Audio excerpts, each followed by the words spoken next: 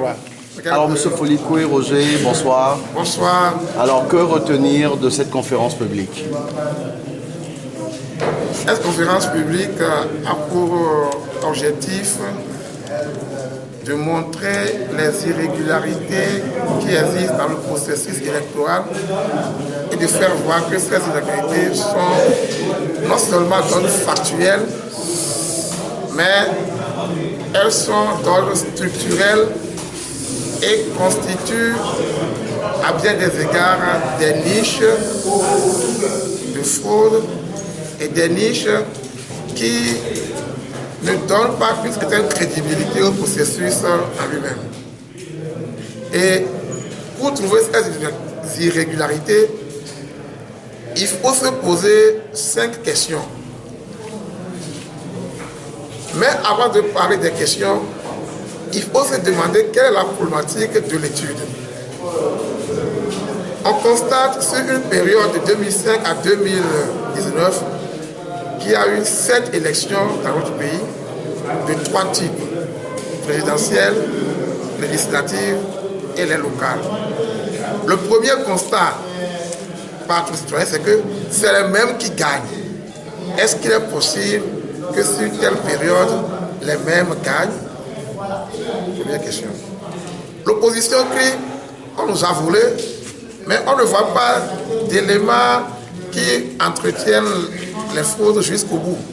Alors nous nous sommes demandé, est-ce qu'il faut parler plus en profondeur pour voir est-ce qu'il y a des irrégularités qui sont constitutives du processus électoral? C'est ce que nous avons fait en répondant à cette question. La première question, qui organise les élections? Et on a montré que selon la loi, c'est la CENI, une commission dite indépendante. Mais est-elle vraiment indépendante? On a pris le code électoral, on a questionné une première source qu'on appelle les sources officielles. Normalement, ces sources devraient être objectives et neutres. On constate que dans ces sources, il y a déjà des ambiguïtés et des failles qu'on peut exploiter comme source d'irrégularité. Et c'est là où nous avons pointé du doigt l'article 9 qui peut permettre le maintien de la société ZETES depuis des années comme société devant produire les listes électorales. Nous avons aussi pointé cet article pour mettre en exergue le refus de l'accréditation vis-à-vis de la commission justice et paix catholique, où ce n'est pas le représentant de la CENI qui a répondu, mais c'est le ministre qui a répondu. On a montré la relation de subordination entre la structure, la CENI, et le ministère de l'administration. On a montré aussi comment, dans la commission qui organise les élections, la CENI n'a pas de pouvoir réel sur ces démembrements. L'auditoire a donné d'autres exemples pour mettre en exergue cela. Donc déjà, on voit que la structure qui organise comporte déjà dans le code qui lui donne droit des failles et des irrégularités. Deuxième élément important, c'est qui vote. Ça, c'est la question cruciale. Pour savoir qui vote, on doit avoir un fichier crédible. Moi, ce qui m'étonne, et ce qui étonne tous les citoyens, c'est que le Togo n'a pas encore un fichier disponible. Vous et moi, on ne peut pas dire on va aller constituer le fichier. Or, c'est le fichier qui dit et qui montre qui vote. Mais pour tout esprit lucide, pourquoi cache-t-on tant le fichier électoral? Pourquoi est-il un secret? Moi, je me rappelle, on était parti, même au PNUD, on était parti aussi à CEDEAO. On a demandé qu'on mette à la disposition de la société civile le fichier. On nous a dit qu'on va demander au gouvernement voir s'il peut nous permettre de voir le fichier. Le fichier est-il une propriété du gouvernement ou bien de l'État togolais? Si c'est l'État togolais ne se réduit pas au gouvernement. Donc, ne pas avoir un fichier disponible, fiable et transparent est déjà source de problème. Et on a passé en revue les autres questions. Pour qui on vote, comment on vote, et comment décide-t-on de qui a gagné. Donc, toutes ces 5 questions ont montré l'existence réelle de niches de fraude qui sont utilisées. La question que nous sommes posées, si ces irrégularités sont d'ordre passagère, on peut comprendre.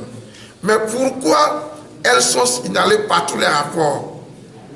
Et malgré ça, on les maintient. Donc, on a cherché à savoir, est-ce que ces irrégularités constatées et maintenues, est-ce qu'elles obéissent à d'autres finalités?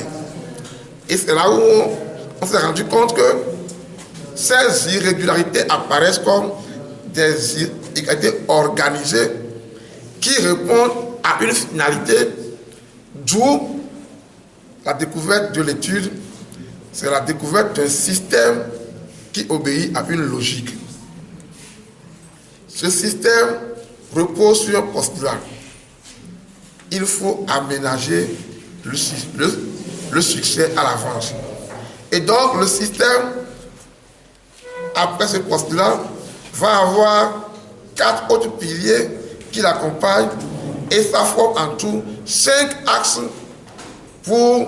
qui démontrent que quel que soit le type d'élection, c'est les mêmes qui vont gagner.